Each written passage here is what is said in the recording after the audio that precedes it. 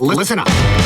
Welcome to the PowerShell Podcast, the podcast for PowerShell and the PowerShell community. And now, here's your host, Andrew Pla.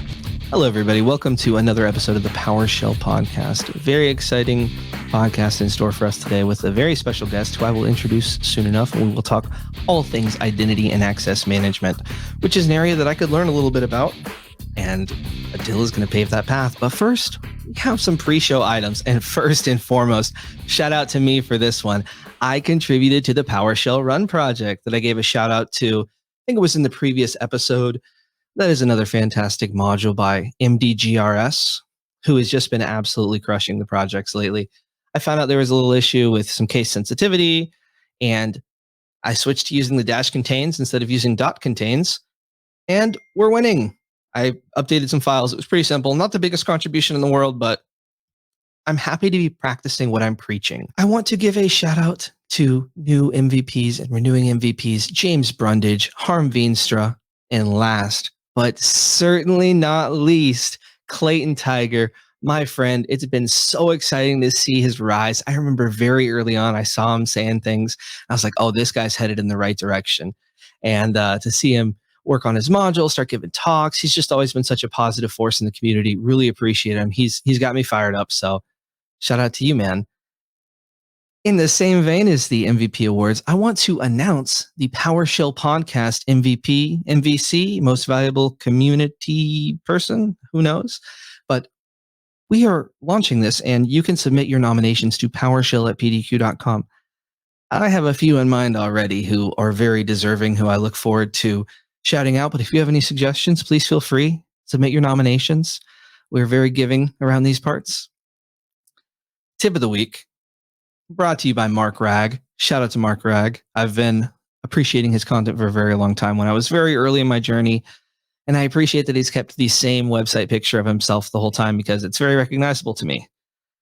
His tip was he would teach people PS remoting because seeing how easy it can be to run a set of commands against multiple machines can be pretty awe-inspiring. And in the times I've taught PowerShell to people I've worked with and got them, they're running some commands. Whenever I can show them how to run those commands on different machines, it is mind-blowing. Enter PS session is a great way to interactively enter a session and kind of troubleshoot some things, interact on whatever computer you're working with, server, whatever. Invoke command is a great way to run commands on a series of computers, a bunch of them at once if you wanted to. Whatever you got, it's pretty cool. Check out Enable PS Remoting to get that enabled. I recommend once you kind of tested it out a little bit, you should probably use group policy to configure that. There's some cool settings around kind of limiting the IP range that can connect. So if you have a admin subnet where your admins are, you can limit it to that if you would like to. I also want to say, shout out to Microsoft Learn. There is a Microsoft Learn module that will take you step by step into managing single and multiple computers by using Windows PowerShell remoting. So that's a cool little free resource you can check out. I want to say that, Jeff Hicks from the previous episode, check it out if you haven't. I talked with Jeff and Mike Robbins. And after that, Mike Robbins and Jeff were feeling great. Jeff was so inspired that he added a new blog to his blog. Very true. He shared a cool solution for creating a symbolic link to a module so it's accessible. So this is helpful when you're writing modules and you have a specific folder for some personal modules that aren't on the gallery. Pretty cool. Check it out. Another blog, and shout out to jeffbrown.tech. I have a lot of respect for all of my .tech friends. If you have that .tech subdomain, you're a friend of mine. I'm Andrew Pla.tech. He is jeffbrown.tech. So look forward to having him on the podcast soon. He wrote a blog post about PowerShell script parameters and parameters in general. And those are very useful if you're writing scripts and want them to be a little bit more adaptable, want to share them with other people. Check that out, Jeff Brown. Now, exciting pre-show, a lot of cool stuff there. The meat and potatoes are here. Introducing Adil Leghari, longtime friend, PowerSheller for a long time, switching into the IAM space, taking over at Okta. Welcome to the podcast. Welcome again, I should say. Thanks so much for having me, Andrew. Really great to be back. Might I say, just over the years of listening to you now, I've really seen the podcast grow and, your dare I say, podcastability or cachet on mic as the resident PowerShell DJ grow. So happy to see all the stuff you've done there, and especially, I mean, I love this new community awards thing. That's great. Can I just say that you are my personal Microsoft MVP? And if folks at Microsoft are listening, I don't know what you're doing, not giving this man an MVP. He's done so much for our community of PowerShell. So please reconsider. I know he's not going to make a case for himself, so I will do so for him. I'm his biggest hype man. So happy to be here with you, Andrew. Thank you so much. But I'll say this, I appreciate everyone that always reaches out and lets me know how things have helped them. That is really more important to me than anything else. But yeah, a little gold around the neck wouldn't hurt too much. Agreed. So, man, it's been a while since we chatted, probably just over a year or something like that. I don't know. I didn't actually check the exact dates. Time is sort of relative, but you sort of made a career change. And recently we talked to Jeff Hicks and Mike Robbins about some kind of important things to pave the path for your career, different skills. And today I sort of want to provide some insight into a topic that I think it's pretty important to be aware about, which is IAM. And that's sort of your area of expertise. So what is IAM? Just if you could define it, if anybody's never heard of it. Right. Great question. So IAM is identity and access management, right? You may know it as a login box in some cases. So a lot of that is, you and your digital identity online. So when you log into a Facebook, let's say, or you log into your company website, you log into your company O365 environment or anything like that, or your AD environment, you are presenting an identity, right, to that different login system. And so that's what identity access management is really. We are the stewards of that identity, and we try and manage that. It's your responsibility to manage that identity, but also, to safeguard that identity a little bit, and also, choose how that identity gets shared with other people. Right, because the identity grants you access, and we don't want just anybody getting access, right? Exactly. Make sure it's you. Mm-hmm. Yeah. No shade to my colleagues at Meta, but very true. Sort of open access to identities is an interesting thing when you log into a website online. If you don't know what the product is, then often you are the product, right? So you have to be careful where you're logging in, because sometimes you're sharing a lot of information with them and their advertisers. So whenever I go to sign up for a new service, I shouldn't just use the login with existing account. You definitely can. I think actually that the funny thing, because I think a lot of folks think that's actually less secure to do the login with Google thing. It's actually in a lot of ways more secure, the social sign-on that you're talking about, because basically what you're telling that website is, hey, I may not necessarily trust you for my identity, but I trust Google or Microsoft with my identity, or Okta, right? Right. Which is, case in point, what we do. So I'll put my shameless plug in there. But generally, that's what you're saying is you're trusting an identity provider, not necessarily that website. So that's actually more secure in some ways, because that means that we're usually following the identity protocols, and they're not actually sharing your credential at all. So you're never even putting your username and password in on that, mom and pop site. You're actually, telling Google, and Google's authenticating you. So IAM is pretty critical for getting access and doing things in an IT environment, and also with a lot of websites and different kind of startups and things like that, right? Like I think there's the other side. There's Okta and there's Auth0. Right, exactly. So there's two parts at Okta, we have two clouds, we call them, right? So there's Workforce Identity Cloud, which is typically, like workforce productivity stuff. So when you're logging in for work, how are you doing that? Are you doing it biometrically? Are you doing username and password? That side of it, and single signing on. SSO is what you hear a lot, single signing on into all of the apps. You'd log in the one time and you're logged into everything for work. So that's the Workforce Identity Cloud side of it. And the other side of it is Auth0, or Customer Identity Cloud, which you may have heard of as Auth0 back in the day. And so that is, the customer facing stuff. So when you have a website, right, and it's like you want to log in on that website, like a lot of startups and a lot of companies that come up, if you have a website where you have users logging in and you want to manage those users, that's where customer identity comes in. So it's slightly different use cases, but it's a lot of the same protocols underneath the hood. And you're doing a lot of the same type of stuff, but just different business flows, if you will. Gotcha. Okay, that makes sense. So yeah, if you're logging into things, this stuff is pretty critical. I think the SysAdmin would be more seeing the federated side, sort of not so much the Auth0 side, but it's pretty pivotal if you want to have your users managed. So you mentioned it's like a login box. Can you expound on that a little bit? Right. So generally, when you're logging into any different system, right, like you log into your computer in the beginning of the day, or you log into a website, right? Generally, people see it as just a login box. It's like somewhere where I can put a username and password, right? So our definition of that has evolved over time to be like, how am I getting into this site? How do I want to secure access to that site? Maybe I want to biometrically secure. Maybe I just want to touch ID on my MacBook to get in, right? Stuff like that. So that's then be one flow of login.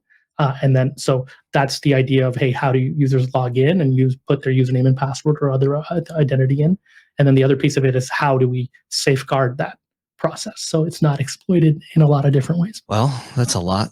So, so there's a bunch of different ways to kind of prove who you are. And you said this before. You said you don't like passwords. So what's so bad about passwords? Yeah, I think I'm pretty vocal out. I'm guilty of this. I say passwords need to go away. It was a technology not built for this century or millennium. If you look at passwords, they are usually like, I think everybody's read the XKCD where it's like, hey, you want to use passphrases instead of passwords. It's a lot more secure. The correct horse battery staple, that sort of example. The challenge becomes, I think humans were not made for passwords in a lot of ways, because what we tend to do is we like patterns. We like similarity. So we tend to reuse a password in a lot of different sites. So now think about your work account, right? And think about the username and password you use for that. It may be similar to a username and password you've used on a bunch of other websites, right? And so the stat in our industry that people throw around is, 70% of users reuse passwords, or passwords are reused. I like to think that about 20% of those folks are probably lying because they don't want to admit it. It's pretty high. They generally, there's some permutation or some version of a password that you've added, like 2024 exclamation point to, that you're using somewhere else. So then you no longer have to secure your work account as a sysadmin. You have to now make sure those users haven't used that password anywhere else that could be compromised. Yeah. And when you're talking about, big employers, tons of employees, it's just like guaranteed. Maybe you are super secure and handle things the right way, but just humans at scale are just not going to do it. And they're definitely going to fall into bad patterns. We see it all the time with security stuff. So definitely doesn't surprise me there. And also, like, everyone's password's been exposed. Like, if you're reusing passwords, how many different leaks have, any kind of bad actor has huge lists that you're in there many, many times, my friend. And if you haven't checked it out, you definitely have been breached before. And if you're reusing the same password, they can just spray it. They can, do some ways of like automating, changing up the last characters and stuff like that. Like, it's all programmatic and kind of low effort. Yeah, it's really scary what's out there. I know you've probably been to the site. We all know a friend of Microsoft on the show, Troy Hunt, who's got Have I Been Pwned? I love hearing him speak. And so Troy's site is great. I'm on that site. My email address is in there too. I'm sure it's been part of some security incident at some point. So I've definitely changed those passwords that I've seen up there. But I highly recommend you go to their website and put your email address in there, and it'll let you know if it's been involved in any breaches. Yeah, he's an interesting one to follow on socials. He's always seeing some kind of wild stuff. It's a little spicy. I enjoy it. Yes. But all right, so passwords probably aren't the solution for everyone. What are alternatives to it? What would that world even look like? I know some people are living in it, but right. So there's definitely different ways you can approach it. Every cloud or every organization or every identity provider has their own approach to it. Right. I'll say that for us here at Okta, a lot of what we do is, nudge users into the pit of success a little bit. Right. So as a sysadmin, of course, or on the organizational side, you want to maintain a good zero trust security posture. You want, a nice secure environment. But what that sometimes does is, that introduces some friction to your users in terms of logging in. If they have multi-factor and they're like, oh, I got to check my phone, I got to do this, I got to do that. I have to enter the password, and then also check my phone for something else and put in a one-time password, all this other stuff. So you want to balance the two, right? You want to maintain a good zero trust security posture, but you also want zero to no friction for your users, right? So how do you do that? How do you balance both of those two? So our take at Okta is kind of like, in terms of nudging you into that pit of success, is like, hey, let's make it super easy for your users to log in, but let's actually make it even more secure.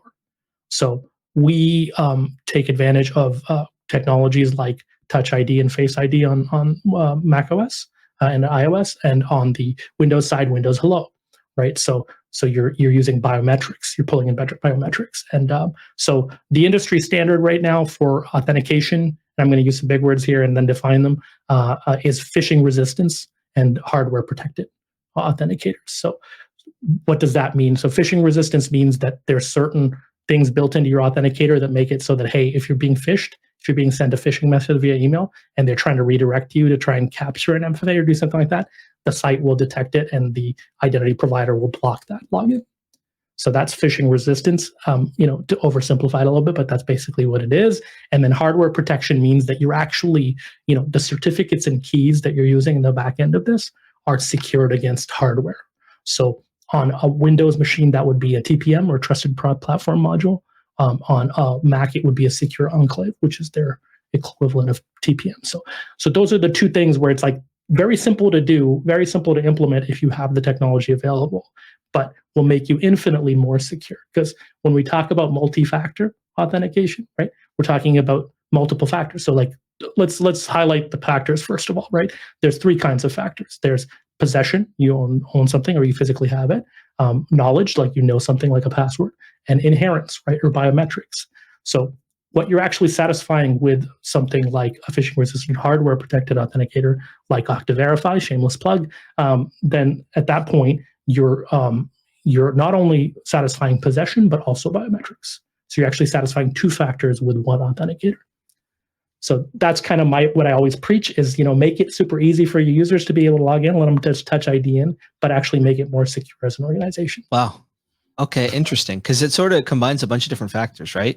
Because you sort of have the element that you don't control, which is what Apple and Microsoft decide what they want to use and what kind of protocols that they want to make available to kind of whatever hardware chip you have locally or things like that. Mm-hmm. And then there's some fancy hardware stuff going on to verify things are legit. Exactly. Yeah. But we kind of, technology is where it's at, right? The industry is where it's at in terms of use. So we're trying to be always, what we try to do anyway at Okta is we're trying to be as vendor neutral as possible. We're not trying to lock you into one way to log in. And, don't get me wrong, Google Authenticator, Microsoft Authenticator are great solutions. In fact, Microsoft Authenticator, I believe, does have like number challenge and certain other, phishing resistant methods available to it. So it's great.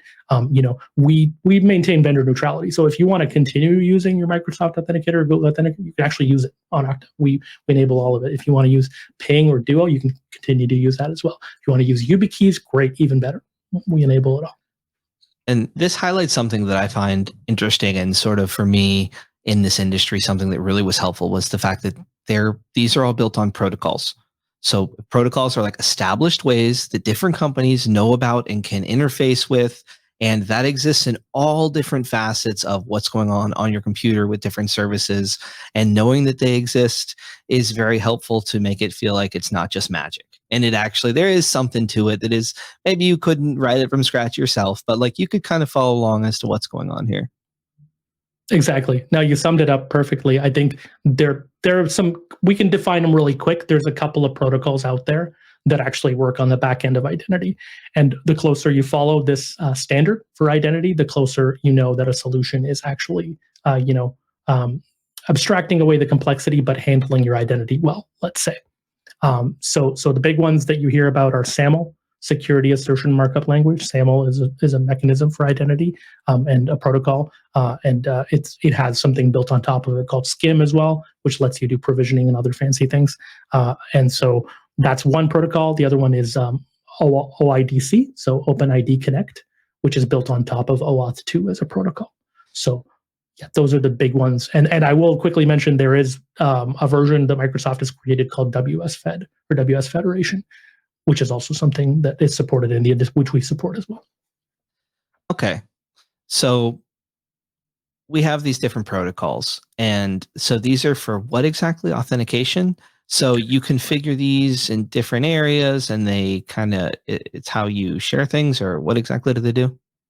Right. So under the hood, what it's saying is that, it's the mechanism that, your identity provider and your service provider are speaking. So that's the relationship. So an identity provider would be like a Google Workspace account or an Azure AD or Entra account or an Okta account. That would be your identity provider.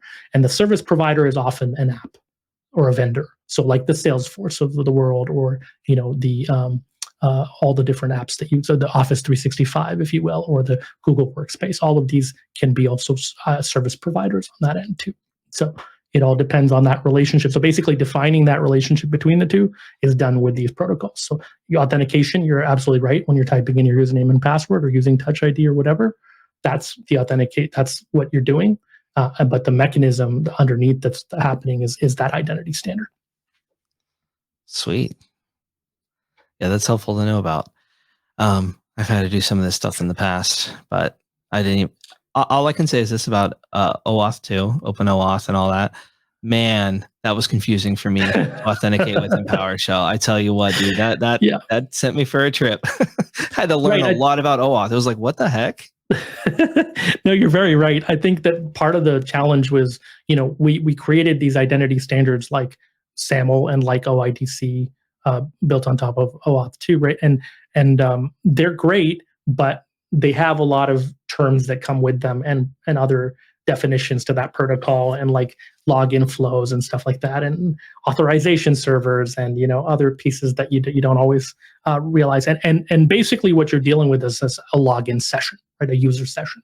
So whether on the SAML side of it, that's a SAML assertion you're creating with some stuff in it saying this user has this user and they have these roles or whatever they are, or on the OpenID Connect side is often what you call a JWT or a JSON Web Token. And so that can have custom claims on it that say, hey, this user is this specific user, they have these values and they can connect to these apps in these ways. So yeah, it can get quite complex, but hopefully, that's the point of having identity providers and abstracting away some of that complexity. So it's kind of one place you can go to manage that kind of stuff. Yeah. Right. Yeah. And it's important. It's important stuff to have some form of grasp on. You're going to run into it in IT for sure. Yeah. You don't want things to go wild, but well, thank you. I feel like I know a thing or two now. Definitely. You know more than a thing or two. It's funny how you've probably heard and dealt with this stuff before, and it seems complicated or scary, but actually, like, when you sort of peel apart the layers, it's just simply logging in. Yeah, fancy words though. Strings, Yeah. But appreciate you breaking it down for us. I think I'm well prepared to tackle these things. I feel like definitely helps to go whenever you're doing anything in this type of arena. Have some good documentation nearby. Right. I think that's great, and I feel like this is a call out to my entire industry and my colleagues out in the spaces. I think that's the biggest difference maker.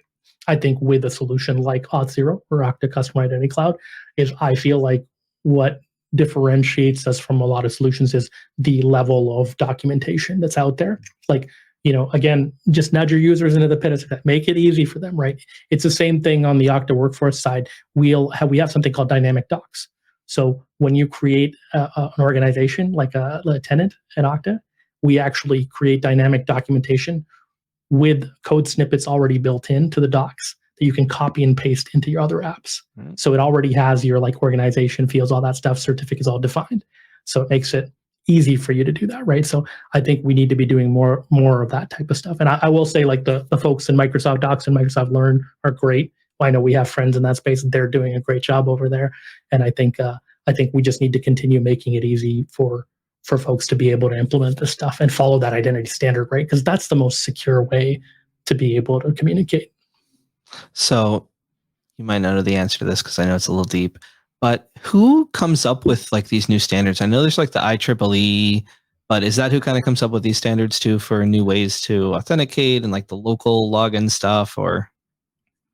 Right. So there are different groups that are involved in identity standards. I think one of the ones that you'll hear, I think it can be a little bit tricky with SAML and SCIM and WSFed. I mean, WSFed is often like a Microsoft technology, but I'll speak to one solution that's sort of a standard in identity, which is OpenID, right? OpenID Connect or OAuth 2. There's a foundation. There's often foundations involved in this that consist of, senior folks, senior principals at different companies, that agree on a sort of standard or a protocol to speak together. So OpenID is the foundation, and it has folks from all the different, identity technologies that sit on there, all the different companies, and they will define something called a spec, an OpenID spec. So it's very similar to an IEEE spec, right? That you're familiar with. You're sort of talking about the standard login flows, the type of servers or parties involved in that flow, and how people can authenticate or refresh their tokens. Yeah, it's kind of interesting too. I think earlier, I know earlier I mentioned protocols, and it's sort of interesting because this is a lot of times where the protocols come from, is from these types of processes where there's like some kind of big meeting with like a bunch of reviews and stuff like that. And then eventually at the end of it, we have a protocol or something that we now trickles down and the different companies follow according to this. So kind of coming full circle about the protocol thing, this is where they come from. Right. Exactly. So we have foundations that are set up to sort of safeguard against one technology totally being one vendor centric, right? So that's the goal of the foundation, is sort of to keep it open, to define that spec and make it easy for anybody to follow that. Even if anybody wants to build their own open source standard, they can comply with that open spec. Yep. Which is cool, because if things weren't that way, it would be definitely a different ecosystem and probably a lot more challenging to be a sysadmin or someone working in operations. Right. There's always going to be some closed source and sauce in different applications, but as much as we can stay vendor neutral and follow the identity standards, that's going to help everybody else, everybody in the industry stay secure. What about that lightning cable? I'm sorry. No. We don't. That's a fair point. Yeah, as I charge Shots my fired iPhone over here. I got one of the USB-C ones. I have to say, just upgraded like a Europe recently. One? No, the iPhone like the new 15. Ones, yeah. So the 15 Pro Max actually. So Well, flex on us, all right. You got like 16 little lenses on that bad boy. Okay. No, it's literally just like it was time to upgrade. I think I had a 12, and I decided, okay, there you go, rocking it. I love that phone. So one of the big selling features for me was that they finally went USB-C. Yeah. I just don't like having so many. Or we're forced to go USB-C thanks to Europe. Thank you, Europe. Yeah, it's nice. A little bit of a tangent there. No, it's fair. You know what? I mean, I think everybody, like every organization, has that stuff where they lock you into certain stuff, and I think walled gardens are overrated, man. Keep it open. But yeah, and this whole, organizations define the protocols and stuff like that. It applies to more than just identity stuff. It's all different types of stuff you're going to encounter in the computer world. Right. Awesome. Anything you log into. Yeah. Yeah. So I want to touch on some attack vectors because, you mentioned this is kind of a scary space a little bit. There's some different ways. So whenever you go to log in, what are some common attacks? How are they mitigated? Right. So I think what we see out in the industry is I'll give you an example. I think from our platform, and this information is publicly available, so it's not under NDA in any way. I think probably on our platform we block over 1 billion attacks a month. So there's a lot, and I think that might just be on our customer identity cloud platform. So you'd be surprised the amount of traffic. I believe, depending on the vertical or the different space you're in, whether in retail, finance, healthcare. It's almost, I think, 24 or 25% of logins that come to a website are bots or malware or some sort of attack. So yeah, there's quite so a quarter of the logins that are coming to your site are likely, malicious in some way. So it's a scary stat, but it's true. It's out there. And so what we see a lot is, I'd say probably the most popular ones are, of course, phishing. So all the different versions of flavors of phishing. I love the names that the industry's come out with, like spear phishing or smishing or whaling. So there's all these different ones, but yeah, I can define them for you. So it's spear phishing is a little more targeted, right? Going towards certain people that you have specific knowledge about. Smishing is SMS phishing, but email phishing is by far the most popular. And whaling is an interesting one because basically you're targeting a whale. So like a C-level executive is who you're targeting with the phishing campaign to specifically get access to like high value information. So yeah, that's definitely phishing is the one that's most popular. And then also credential stuffing attacks is another one. Like you mentioned, credentials are out there, these open lists in the public. And so those, there's a lot of programmatic or computer attacks that happen. So bots will generally try and, use the same combinations of usernames or passwords to try and log in to sites and see if they can compromise. So there are different ways to protect against those things. But like, obviously, I said before, phishing resistant authenticators are a great way because they can actually recognize the audience that a site is trying to redirect you to. And so if it's not coming from the right kind of audience and everything like that, and other factors in that login session, it will actually fail that login. It won't say, it'll actually pop up something that says, hey, you may be the victim of a phishing attack. We've blocked this login, which is great. That's what you want. You don't want the phish to be successful, because phishing, with the advent of AI now, those emails and those SMSs are getting really good. I don't know. So like, what's in it? So no, like, what are people getting smished for? Smishing. Yeah. What type of message? They get like sent to a login screen or something? Right. So what you get is like, let's say, you get an email from, or you get an SMS from FedEx or UPS or Amazon, right? Or what looks like that to you, saying, hey, your package was just redirected, or, to something, and you have like, basically they're developing urgency, and they'll say you have a day to collect it or something, and click on the site to put your new instructions in. So what they're trying to do is just compromise your credentials to like a UPS or a FedEx to try and own that, login. And they can get really creative with it, where they're even like, they capture your MFA too, right? So they'll actually prompt you. They'll be logging in on their side.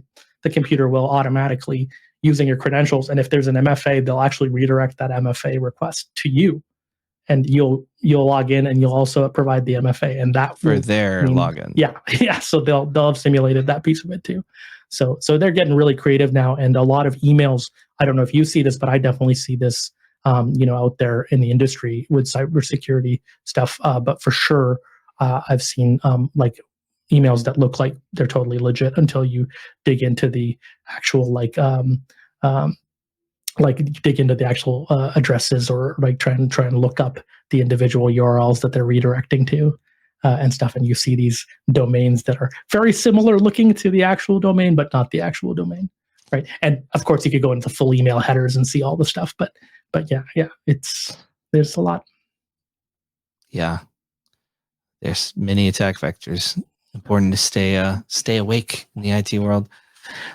Well, especially with AI now, because now when you think about it, there's certain people from different countries, right? Like, let's say, they're attacking from somewhere like, I'll just use an example, like North Korea or Russia or China, and they're coming in, and maybe there was a language barrier before, and you can kind of tell from the email the English is like not perfect. Now they can actually generate that using ChatGPT or another AI or LLM, and now they have the ability to sound really authoritative. Yeah, and can be automated too. It's right. Yeah, and it scales real well. Definitely, I think the AI tools are definitely empowering to that type of criminal. Exactly. So we talked about phishing resistance and stuff like that as ways to block against phishing. The credential stuffing stuff, where you have breached passwords and stuff like that, or automated attacks. Generally, what you're going to see a lot of times is CAPTCHA. So a lot of CAPTCHAs get presented. So there's technology that you can enable where it will detect whether a custom user agent string is coming in from a computer, saying, "Hey, I'm just trying to programmatically access a browser and fill in some fields," right? And so that can block that bot attack, or actually not even block it, but at least present a CAPTCHA that the computer may not be able to solve. Hopefully, not be able to solve, and that will block that. And you really, what you're trying to do in that case is you're trying to be not the low hanging fruit, right? Right. More effort to kind of get in. Yeah. Exactly. The attacker will move on, right? If it's not easy to do. So that's bot detection. There's also technologies like breach password detection too. So you have open databases of passwords that are out there, like have I been pwned in other places, but like even public GitHub repos and other places where you can source rainbow tables or other sorts of user credentials out there. So those can obviously be something good to check your users against on platforms. We have a version of breach password protection called Credential Guard that actually goes out, and there is a team that goes out to the dark web and gets their hands on credentials before they're been leaked publicly, and so just offers you an added level of security, because basically those breach passwords that you see in the public, they've been on the dark web for probably 6 months to a year before you've seen them. Yeah. Well, that's a lot of attacks. Yeah, it can be a little scary when I get into it and start talking about it. But the good news is there's a lot of us in the identity industry who are trying to fight the good fight. Appreciate that. Well, awesome. Is there anything else about identity that you wanted to cover before we make a transition? I think that's good. I mean, I'm always available. I'm on Slack, Twitter, and other places, and you can Discord and other places. Discord, PowerShell, yeah. Discord, of course, and I'm around. So if you ever want to ping me about stuff and talk about it more, happy to do it. I'm at Adilio on Twitter. So I still on, or X, or whatever that platform is called now. So always happy to Who chat. knows? Are you a LinkedIn user? Yes, I am. Yeah, I'm on there too. All right. Yeah. His name is in the episode title, so it's pretty easy to find him there. Yeah, I'll have a link in show notes to all your socials, though, so people can tap in with you. Always cool stuff in the world of Adil. All right, man. It's been a while since we chatted. So good to chat, man. I was looking forward to this one. I just love the podcast sometimes because it's just an opportunity to chat with some friends and just have a good time. And I'm glad you're here, man. Welcome. Yeah, thank you, Andrew. It's been great. I mean, you and I go back for a bit. I think I remember seeing you, I think it was at 2018, 2019, back at PowerShell Summit back in the day. So seeing your, shall I say, meteoric rise in the PowerShell community has been very heartening, heartwarming. I could say the same about you, man. I remember, what was the name of that conference? There was like some dev conference at Microsoft's campus on the last day. Oh, yeah. I think that was the sort of like one day conf at the end, right? Yeah. Where we were talking. Yeah. Yeah, I don't remember what it was, but man, you crushed it. You're talking about Ansible and all this fancy stuff back before it was popular. Yeah. Configuration managers. That was my jam. Chef, Puppet, and Ansible. I really did a lot of work there back in the university days. But yeah, no, it's been fun. It's been an interesting journey, right? Like, I think I definitely write a whole lot less PowerShell than I used to. So it's been a lot of career transition steps to get to where I am now in sort of the pre-sales solution engineering space.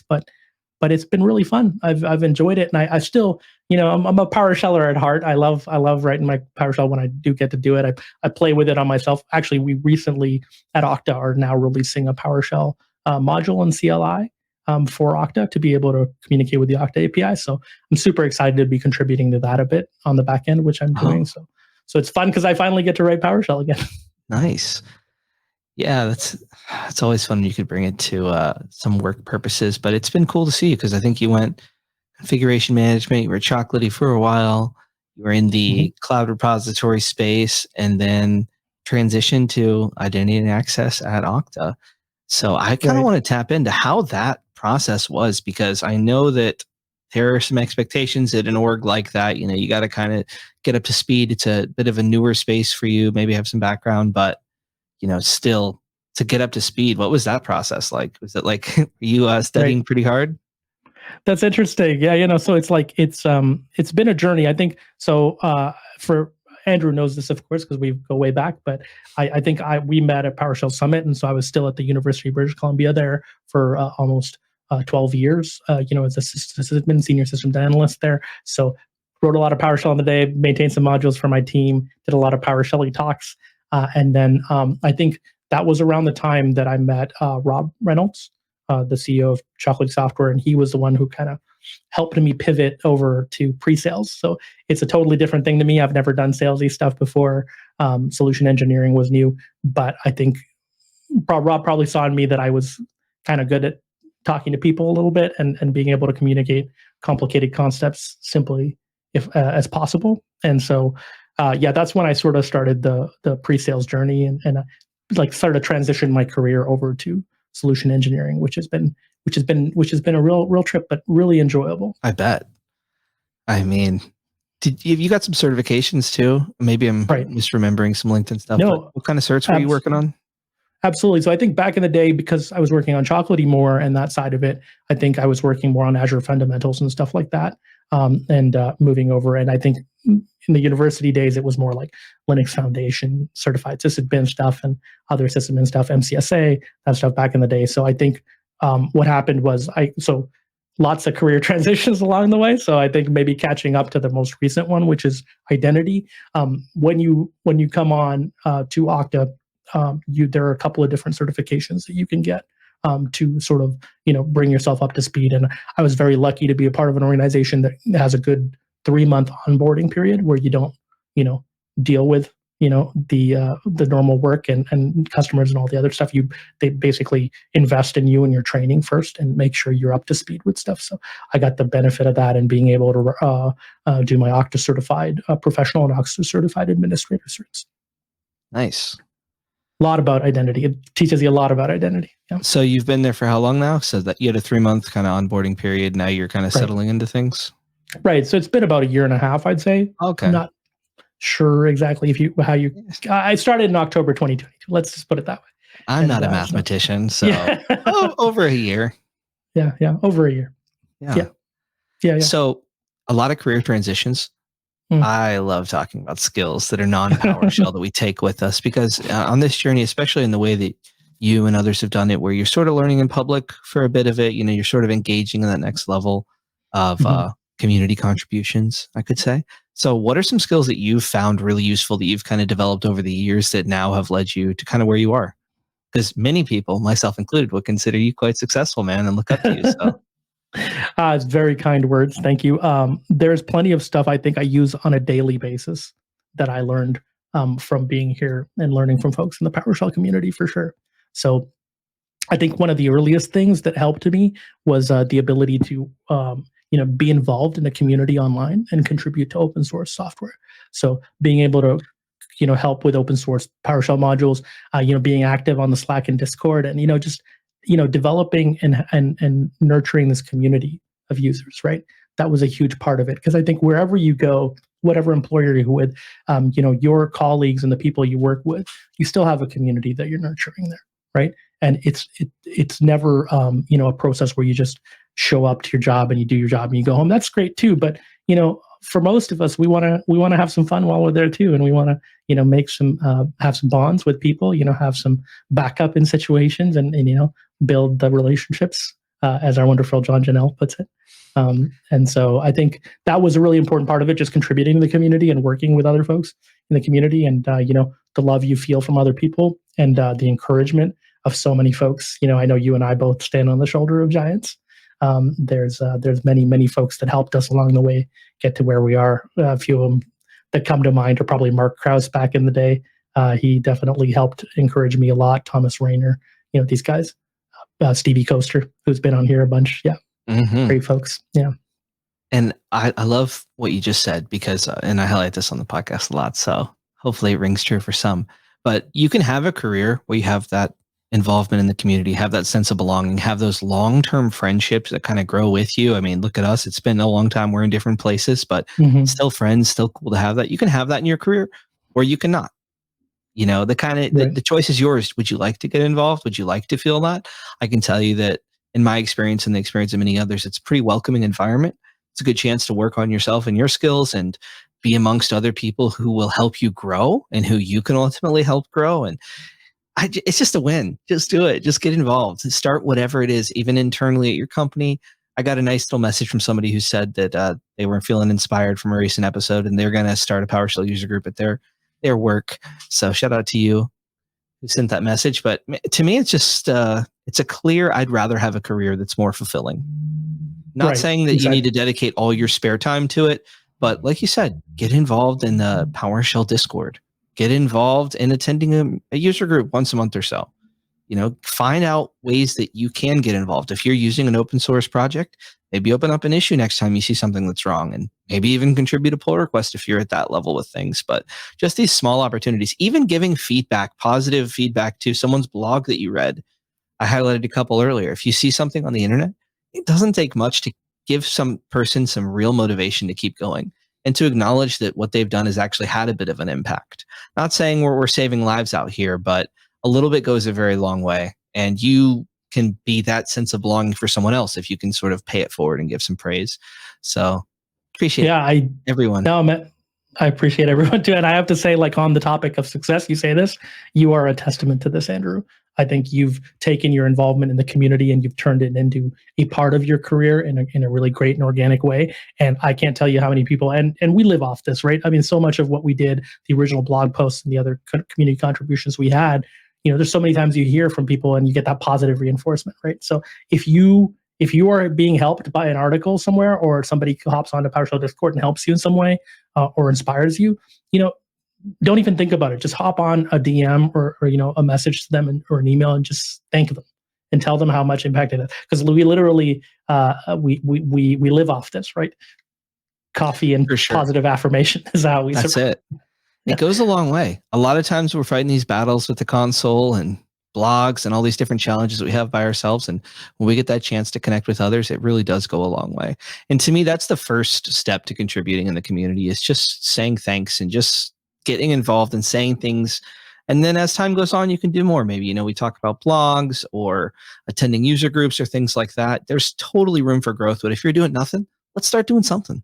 We're here for you. It's a very welcoming and friendly environment. So everyone who I've talked to who has gotten involved in the community has come on here and said it was a fantastic decision. So it will be for you as well out there listening. I agree wholeheartedly. And I'll go one further for you. I'll say Please this. Do. I feel like contributions in the community, and especially the PowerShell community, which was such a welcoming place when we joined, you get more out of it than you even put in. So people will often say you get what you put in, but I honestly feel like I've gotten a lot more out of it in terms of positive encouragement, ideas, just the ability to troubleshoot things and be resilient in these times when we went through the pandemic and everything else, right? So beneficial having that community. Completely agree. I would not be where I am today without community help, without all the people along there supporting me, showing me, for them, really small tips that went such a long way for me. Even just giving me a little bit of encouragement to not kind of give up sometimes. Not fully give up, but just that little bit of encouragement, it makes it easier to keep doing more. So it's just so cool that I get to celebrate how awesome the community is so regularly by talking to awesome people like you, Adil, and so many others that have been on the podcast. We're so fortunate in this PowerShell world to have such a good community, because not all communities are built like this. Right. And I think that's really where a lot of it came from, right? I think there was back in the day when you used to ask a question on Stack Overflow, back when that was a thing, it would be very much like, depending on the environment or the medium that you were asking questions on, you'd get a lot of RTFMs or, like, well, why didn't you do this? Or that's silly, or why are you even using this technology? But I feel like that's always been the case with the PowerShell community anyway, for me, where it was such a welcoming environment and everybody was always willing to help. And sure, it definitely teaches you. One of the things I did learn that helped me still to this day was, teaching you how to ask good questions. Like basically there's an article back in the day that said, "What have you tried?" And I think that was a big part of shaping, like, okay, look, if I'm going to go and ask a question to my colleagues internally via Slack or even to the community, I'm generally going to be like, hey, these are all the things that I've already done to try and figure this out. This is the path I'm at. Can somebody help me along the way? Instead of just like a show up and throw up question, right? Yeah, I think everyone gets one. If they haven't really asked questions before, you're probably going to do it the wrong way the first time. It's okay. Yeah, but it definitely goes a long way to show what you've done and ask a question in the right way, because people who have spent a lot of time on something like PowerShell oftentimes really do like putting that knowledge to good use. And like I said, for me, small tips from very smart people, massively impactful. If you ask a question in the right way, it's very likely that the person can contribute an answer with a lot less effort than if you give a very vague question with no code samples, with no error messages, with none of that. It's just better to ask things in the right way. And oftentimes I found in the process of asking things in the right way, I sort of discover, oh, whoops, I should probably try this. So it's just beneficial all around. But absolutely, yeah. In general, this is kind of a tangent, but I like observing how in the industry, in the world at large, but we'll say in the tech world, how we are getting better at communicating things to people. Obviously, kind of exploding at people online when they ask a dumb question, not so good. Giving them feedback and helping them empower them to ask their things in the best way is good. I also see trends in documentation being more emphasis placed on that in the industry. Not saying we're there yet, but that move to make it easier for people to sort of feedback loops, get them smaller, get people doing more when it comes to security, like making people, like you said earlier, fall into the pit of success. All of these different ways of not always communicating, but sort of communicating helpful information and guiding people to where we all need everyone to be, which is automating a lot of things, doing security, paying attention to how they implement and configure things. And all this is made possible when you're able to reduce the time to work. Because if not, it's just like there's so much work out there. If you're not automating and taking advantage of things, you're going to have a really tough time. Right. And to touch on one of your points there, I'm going to highlight our friend of the show and good colleague of ours in PowerShell for a long time now, Mikey Lombardi. He has the approach of sort of the idea or the concept behind empathetic documentation, right? Approaching things like even questions online or somebody asking a question online with some empathy, right? With the perspective of empathy, sort of like understanding that they're probably frustrated coming into this thing, or your user may be frustrated looking at your docs. And so, again, pit of success stuff. So you're generally just trying to see where they're at or take their perspective to be like, wait a minute, I should probably consider that people are going to do these things these other ways. So I should give them ways to be able to do that as well in my docs. Yeah. And having that empathy for understanding the end user. I know many of us probably answer tickets or see tickets in some way come across our desk, and they're not always worded the friendliest. And I found in my experience, if I am kind of empathetic and understanding that this person might not have the best manager, they're up against deadlines, they just want this to work and they have no clue how any of this works. So they're very frustrated. It's easier to help someone when you hold them in that space rather than, oh, this is a user who just does not take anything we do seriously. They don't care. It doesn't feel as rewarding to help someone in that position than someone who, might be struggling and you're kind of helping them out. And yeah, no one should be rude. It definitely takes some emotional energy sometimes to like not let that stuff affect you or to be empathetic. It can take energy, especially when you're busy. But to me, it's a better approach. And when I look at leaders that I want to work for or just leaders who I respect, I look for that kind of empathy when they're dealing with things. And I think that others tend, now that it's more and more common, tend to be looking for that kind of thing as well. And the honesty, the vulnerability, it's interesting to see those things get more emphasis generally these days, for me at least. Yeah, and I think that comes from time and experience, Andrew. I think you're a very, dare I say, self-aware person, and so it's the piece of it where, and this comes with time, and really, the example I like to give is like when somebody cuts you off in traffic, right? Like, and you instantly have a reaction, a visceral, emotional reaction to that. But if you stop for a second and say, you know what, maybe they are actually in an emergency, maybe they're in a hurry, maybe their puppy's sick, maybe their kid is sick, and they need to get somewhere really in a hurry.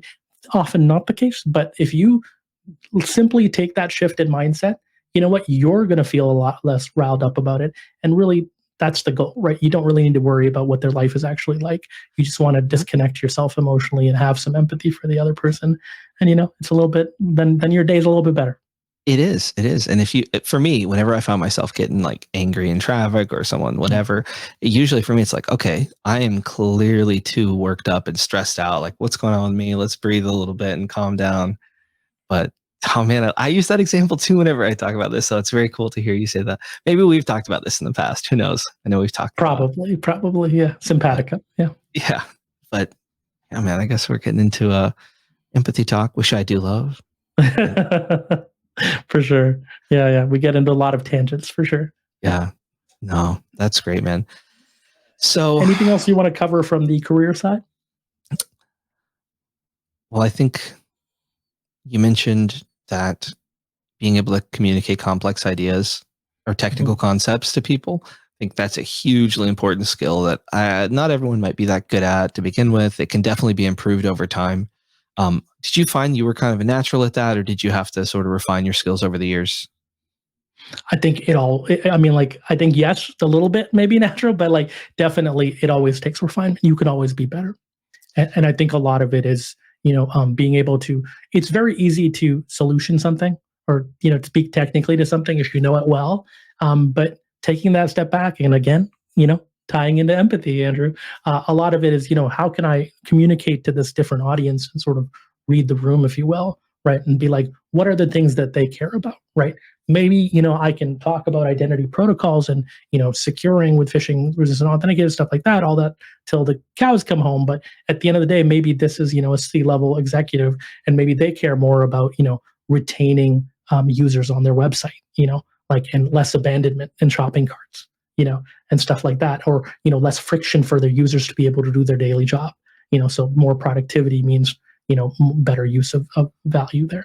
So there's always different rooms and different audiences, so you kind of have to cater that a bit. But yeah, I think a little bit comes from being able to have that self-awareness, but also you improve on it over time. And a lot of it is people don't understand how hard it is to take complex concepts and make them simple. Yeah. So you mentioned empathy, and one term that comes to mind with empathy is perspectives. You have to understand the different perspectives of the people that you might be communicating with. And that it's its own task, is to think, okay, what is the perspective? What are they trying to solve? What are their, depending on the context, what are their goals for their department? How can I phrase this in a way that's productive? Because, kind of sort of back to the documentation thing, we are trying to have our message, our information, our solutions delivered and adopted. And the better we can be with communication, whether that's through help articles, whether that's be how we present data, whether that's how we conduct ourselves in meetings, it goes a long way to getting our goals met, whatever those may be. Exactly. You want to be driving the same goal at the end of the day, right? Like you want to achieve what you want, but sometimes the simplest way to achieve what you want is to get everybody else in agreement with that is what they want as well. Yeah, sometimes you got to help paint the picture for them and meet them where they are. But, I love talking about this stuff. Yeah, I love to nerd out on the empathetic stuff with you. All right. If PowerShell were a movie, feature-length film, any movie ever, what movie would it be? That's interesting, because if you're talking about the technology and how it evolved over time, like a scrappy little language that evolved as sort of a framework, a scripting language, and also like a shell, right? And sort of evolved into all of that. I don't know. There are days when I feel like, this is a really good question. I have to reflect on it, because I think, I think, go ahead. I think from my perspective, probably the little language that could sort of thing. What was that movie with the, was it a football player who was really short and a rugby player? Rudy, yes. Rudy. I feel like Rudy is what I feel. Some days I feel like that's what it is, and I feel inspired. There are other days where I feel like it's Inception. It's really complicated. But yeah, most days I feel like it's Rudy. Yeah. Rudy and Inception on some days. That's pretty fair. Usually on those Inception days, I like to pair program, because as soon as I'm teaching someone else, I see it. And those Inception days, I definitely have to refrain the insults I give. Not that I think I'm dumb, but it's like, oh really? I put it. How did you put a miss space that? there? Come on, Andrew. Do I know PowerShell? But awesome. It's a lot of just explaining it in the fact of either, I don't know about you, but so many times I've been writing something in the Discord or writing up a GitHub issue, and literally in the act of documenting it and typing it up, I'm like, oh wait, I remember this thing. Wait, did I even check for this? Okay, so this is me. I'm writing code. It's not working for some reason. I know if I sleep, I'll be able to easily solve it. But why does it feel so good to keep going? For me, it feels so good. What the heck? I know. And I tell people just ask for help if you're ever super stuck. That's the way to do it. Whenever I get there, I just kind of like to mess around and make some errors. Yeah, I think it's just the stumbling of it and that burning the midnight oil, right? So much of us that get started in tech, we're really into it, and we're in the zone, right? And we're we are the elite hacksaws, and we're going to figure this out tonight, and we're going to spend extra hours on it. But I think over time, I've become less of that, because I think I've realized that no matter what, and this is definitely something I learned from PowerShell, no matter what technology you're working with, you're not always going to be the smartest person in the room, but it's, do you know the smartest people, the right people to be able to ask? right? And that's a superpower in itself. That definitely is. And that is benefited from growing your network, getting involved in the community, and meeting these awesome people who are very willing to share their knowledge. Mm-hmm. You got me thinking over here. So I asked you if PowerShell were a movie, and that's well and good. I have a bit of an odd question. Okay. Yeah. And it may not make any sense to you. I mentioned it to one other person before, Gail, and he knew what it was. So let's see if you had this experience. So in my time in PowerShell, I've had to think about systems, and I've used PowerShell to sort of probe and poke things and understand different systems, like maybe we'll say AD, maybe Exchange, things like that. And written modules where I sort of have a bunch of different moving pieces, and worked with some CI/CD pipelines with, again, more moving pieces. These are complex systems with different areas of execution. And over time, for me, as I've done some of these projects and sort of connected some dots and exposed myself to it for a while, I sort of have a newfound ability, and have for a few years, of being able to think in systems a little bit more, or be able to hold more in context and not have it take up so much brain power kind of thing. Have you had a similar experience at all in your time in IT and working with systems? Oh, for sure. There's a whole thing around systems thinking, and I very much agree with you. I think that one of the things, if I was to boil it down from my perspective, I think a lot of what I've learned is, I go into a situation now with a technology or a language or a framework, which I may not even know. And I have confidence that I'm able to figure it out because I've gone through the systems thinking. I've gone through the troubleshooting steps before I know I can dive into debugging a little bit and this and that. And so I think it comes with that confidence over time. When you build that systems thinking, you're no longer fazed by any system that works, or in a certain way, or doesn't even work, because you know that there are ways that you can troubleshoot that system and figure out, like, if you approach it procedurally, break down the individual things, isolate any variables you can, come down to debugging. I think there's always a way that you can get to that answer. And I think you just gain that confidence over time, the more challenges you take on, even just in PowerShell, but also in other languages. Yeah. I talk about how in IT, one of those meta skills or things that we're going to continue to refine and get value out of is how we learn in learning, right? That whole thing, your whole process for that. And when you can apply it to stuff you've already done and, gain some confidence from learning other systems and stuff, it goes a long way in your career. And one day, if I ever switch jobs, I'll have to put that all to the test again, which is fun. But that's sort of what we're so fortunate in IT, is to be able to learn and not have things be stale.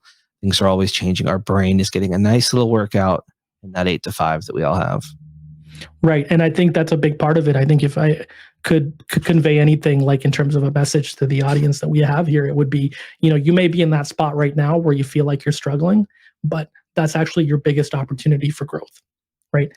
You always want to be pushed into a situation where you're struggling a little bit, because that's how you know you're growing. If it's all super easy to you and it's all, like line drives down, down the plate, that's good. I mean, that's good, but that will only sustain you so long. As long as you have a drive for your career and somewhere to be, you're always going to want to push yourself to seek discomfort a little bit.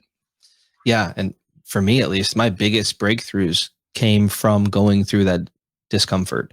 And, a big part for me was creating the safety for me to be able to feel that discomfort for a while, because that is when you connect the dots and you really plug things together. But if you're not allowing yourself to be there, which I wasn't for a while, maybe like the first 6 months or so of PowerShell, I wasn't letting myself stay super confused. I would see something that confused me, and rather than sort of probing around deeper, I'd move in after a minute or so. But when you can really sit there and get comfortable with being uncomfortable, it goes a very long way. Not that you want to stay there, like you said, don't burn the minnow at all, don't be there forever, but have a nice consistent cadence that you're trying new things and pushing yourself. Right. So the thing I used to always say was discomfort equals growth, right? And that's stayed with me over the years. But I think over time, I've also, to tweak this a little bit for the Andrew Pla perspective that I love, I will say you also need to have psychological safety to be able to explore. Right. So if you're in a situation where you do feel burned out and you are overworking and this and that, it's important for you to care for yourself, to practice self-care a little bit in those instances, so that you can be in a mental state to be able to put more cycles towards something and feel the discomfort and grow through it. Right. I very much recognize that there are situations that folks are in where they don't feel that psychological safety. So sincerely from my heart, I hope that you can get in a place where you can, practice a little more self-care and, maybe put up some boundaries and be able to either work through that or be in an employment situation that's better for you. Yep. And I think PowerShell, learning new things can be hard. It can definitely be hard. And just because you stumble doesn't mean you're dumb or bad or anything like that. We all have had our struggles along the way and still continue to. So you're in good company. And we're here for you if you ever need anything, to all of you out there in the community. Awesome. Well, dude, I just love where this is going. We're just kind of dibbling and dabbling, going here and there. Right. I think because both of us started this way, right? We learned out loud. We started posting stuff and we were okay to be the dummies in the room and ask the silly questions. So I think if there's anything that people can get from that, it's that, you learn from that and it's okay to be the dummy. So I will wrap myself out. I wasn't always that way. I probably spent a little bit of time, maybe a year or so early on, where I was like, oh, I'm the rock star. Oh, I'm writing the PowerShell. And then I had like a breakthrough where I sort of was like, okay, wait, this is not the way to get adoption. You want to be teaching your team. You want to be empowering them, and sort of had a transition. And shout out to the recent episode with Graham. I worked with him for a long time, and we sort of talked about what it was like and building tools. And eventually I, taught them how to maintain the tools and then moved on. And now Graham is keeping all my stuff alive and writing some new stuff. So great kind episode. of a fun experience. But yeah, it's definitely worth being open, being honest. Nobody is expecting you to be perfect. Nobody who I've had on the show is not a human. They've all made mistakes. They've all been beginners at some point, just like you. It's just one brick at a time, one step at a time, one next challenge. There are many steps in front of you. Enjoy the process. We're going to be here for a while. This is a career for most of us where we want to kind of stay here for a while, keep developing these skills, and keep growing with the community. So, right. One of our young colleagues in the PowerShell space is Ryan Richter, who I was lucky enough to have as a colleague at Chocolatey. And I used to always tell Ryan, because he would look at something I did and be impressed with it, or be like, feel daunted that he may not get to that space. And I would always say, the only difference between me and you is reps. I've got a few more reps in than you, and you can get there too. All you need is a rep. Yep. And that's where my confidence in myself comes from, is knowing that, okay, I'm a human. A bunch of these other people are humans. If you just keep growing, you can end up in an amazing space with like consistency and over time. And there's not a rush to get to the top. You can enjoy the journey once you get to an okay spot. But it's just, like you said, it's just about the reps. That's what everyone who I talk to, the reason that they're so good is just because they've been doing it for a long time. They've been exposed to it for a long time. And they've gotten really comfortable with that growth process. But that is sort of its own skill, is how do you learn/grow? Right. And I think I'll even go one step further and argue with you that, or posit that at least the folks who are really successful in our space are the ones who've taken that struggle and the discomfort and that growth and turned it into fun. They actually take joy out of it. You got to be able to enjoy your day. So I think, coming in from the angle of, hey, this is some fun thing I'm solving, or another quest that I'm conquering. It's a fun way to gamify it a little bit. But we're all working, and we're all in these trenches. And so it just makes it a little bit easier, when we realize, okay, this is actually kind of cool what we get to. Definitely. And sharing that knowledge along the way is a great way to learn. So I want to ask you a question, and I might have asked it however many years ago. Who knows? We've done over 100 of these, so I can't remember everything. But what is a time that you messed something up big time on the job? Like, what's your big fail story? Right. I think, there's so many. Right. I think you get to where you are in your career based on the levels of failures that you've survived. So I think that's always a part of it. Nothing in like as a sysadmin, there's a bunch of things, but nothing comes to mind specifically. I think the biggest thing, to give you more of a recent example, I think I messed up my environment royally. My demo environment that I showed at customers, I think I blew it up just couple of weekends ago because I was trying to implement something and I'm like, oh, I'm a rock star, I'm doing this perfectly. And then I went and I changed the setting and I actually started pulling in from a different identity source and wiped out all my information and actually like royally screwed up my tenant. It took me a while to recover, but yeah, it's funny because it kind of, that moment taught me a lesson where I was like, okay, I'm used to being a little bit more systematic about the things that I do. And I think it was another, like we say, late night where I'm kind of tweaking a couple of settings and just powering through, not backing up my system, not, following the procedure, not being systemic about it, not looking at logs carefully enough. And I just went ahead and just YOLO implemented a switch, and suddenly, wiped out my entire environment. So it happens to this day. That was about a few weeks ago. So definitely a humbling experience. I think what you learn from it, reflecting on it, is that you go to sort of step back through your steps a little bit and be like, okay, it may seem like the end of the world in this moment because you've put in all this effort and suddenly it's all gone. But I think, you got to where you are because of what you know, and you can learn from this experience and then, build on top of it and, just do it differently the next time, right? You either win or you learn. And so that was definitely a learning opportunity for me. Somewhat related. I was listening to the Unicorn Project, the next one. Mm-hmm. And pretty early on, someone makes a mistake and they get him in a bunch of trouble. And I think it's pretty cool to see that the industry and many organizations aren't like, hey, you made one mistake, you're fired. Like they've kind of moved past that blame approach and put more emphasis on the systems and hardening the processes and systems around where manual mistakes can happen.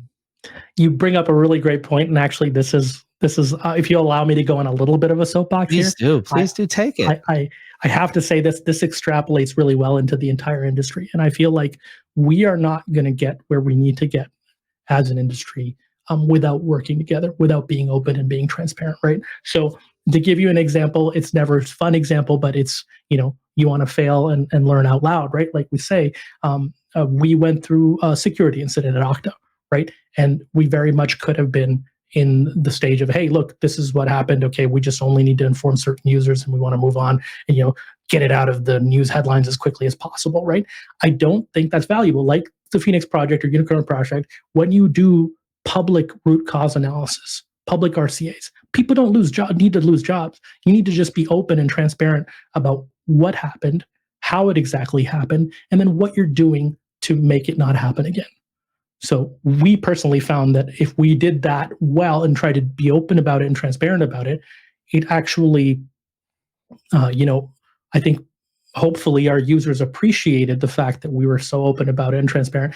And, they didn't it resonated with them because we were being open about it and transparent about it, and also going through an entire root cause analysis and trying to learn from it and improve from it, and hopefully share that learning with the industry so that we're all applying those same systems, right? So you don't do it alone, right? Yeah, no man is an island, or woman. So that very much is sort of like something that I think we need to take into heart is the idea that, you want to be open and transparent with this sort of stuff, because I feel like it does a lot more benefit to yourself and to the community, rather than, like I know the whenever something bad happens, there's a real desire to be like, cover it up as quick as possible. Don't let anybody know that I failed. But it all comes out either way. It's just, right. You can be open and honest, and kind of, to me, what I like about it is it models good behavior that smaller orgs, can kind of trickle down and start following. And it is definitely a better precedent to have these root cause analysis stuff be made public, especially in the security type space. Right. And I know not everyone does it, unfortunately, but it is like, as just someone who likes observing the industry, it's cool to see more people moving towards doing that type of honest assessment as to what happened. And it definitely goes a long way at getting good sentiment from people in tech. Right. Absolutely. I think that's part of one of the reasons why I am where I am today is I think originally when I was still interviewing at Okta, I saw how they handled certain incidents and were public about it. And our CEO, Todd McKinnon's very open and goes on a lot of shows and owns it. And really, when you talk to him as a one-on-one, even in situations when I have had the opportunity to do that, you really see how much he cares, right? And it's like having leadership that really cares in the people and that not only work there, but the people that we support, that's nice. That's a good feeling. And that's where that openness and transparency comes from. So yeah, that's just a little spiel of mine, but yes, thank you for letting me have it. No, I appreciate it. It fits into our general conversation about communication and empathy and all that. So perfect. All right.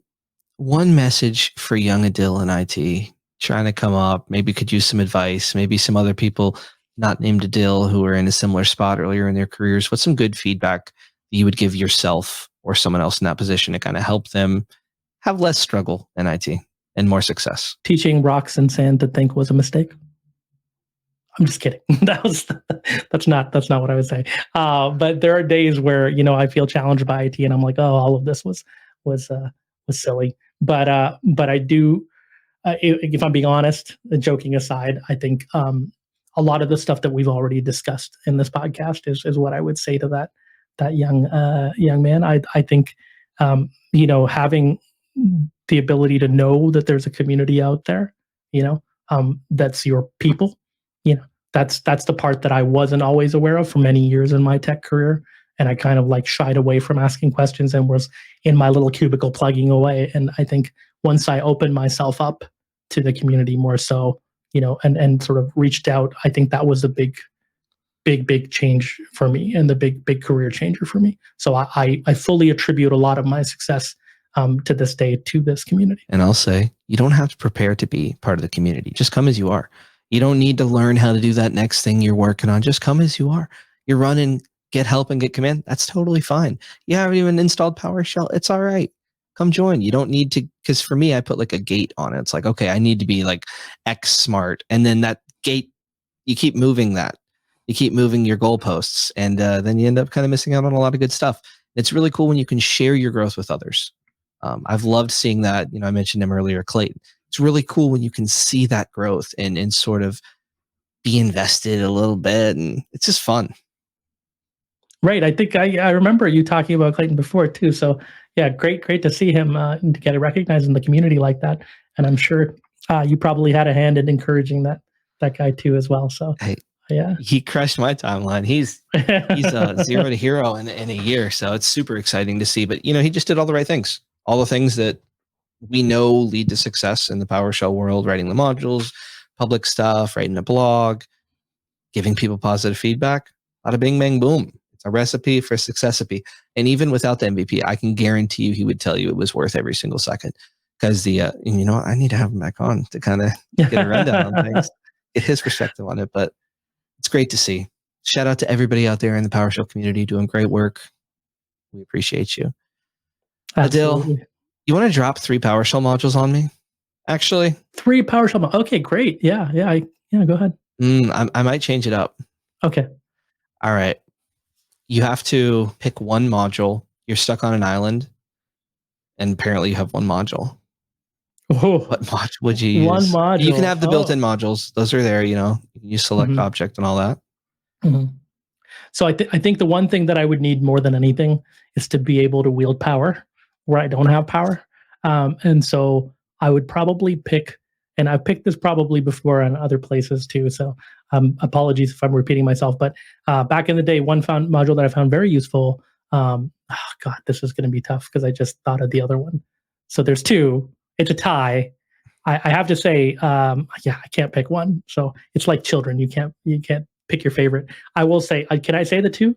Is that okay? I will permit it. Yes. Okay. Just I'm hoping it's something I'm thinking of. So I hope you say it. Go ahead. So the first one is DBA tools, which is our dear friend Chrissy Lemaire's project, and also SQL DBA with Beard and all the folks over there. Many people, Jess Pomfret, who contribute to that. Mm-hmm. So not one individual person, but Chrissy's the one that comes to mind first as the founder or originator of that.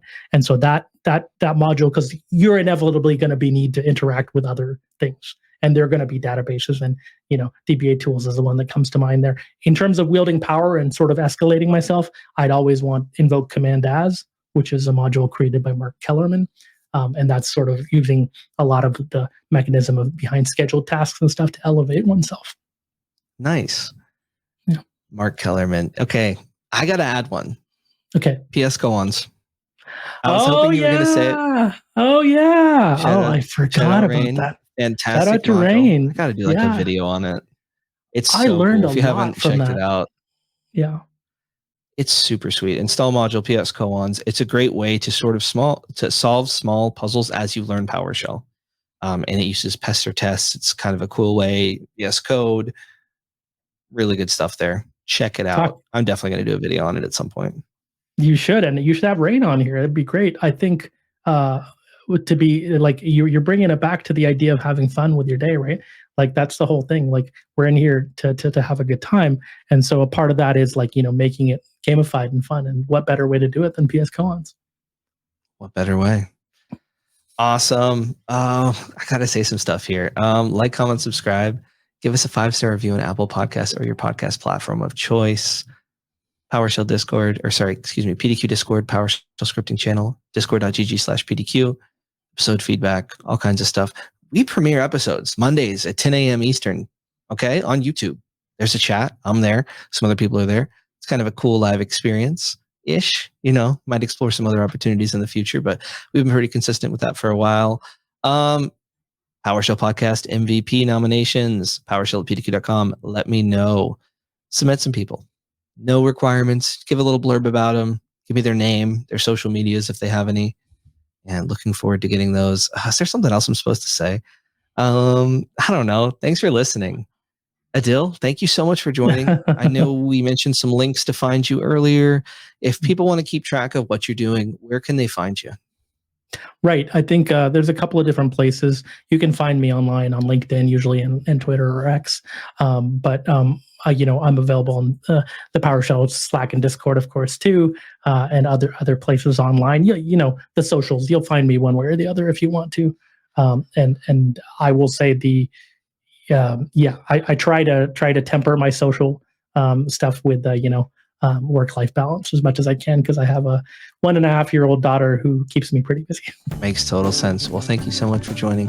Thank you, everybody at home, for listening. It's been a fun chat. You've gotten to hang out with Adil and I. We had a good old time catching up. Hope you enjoyed it. Until next week. Thanks for listening to the PowerShell Podcast. The PowerShell Podcast is a PDQ production, making device management simple, secure, and pretty damn quick.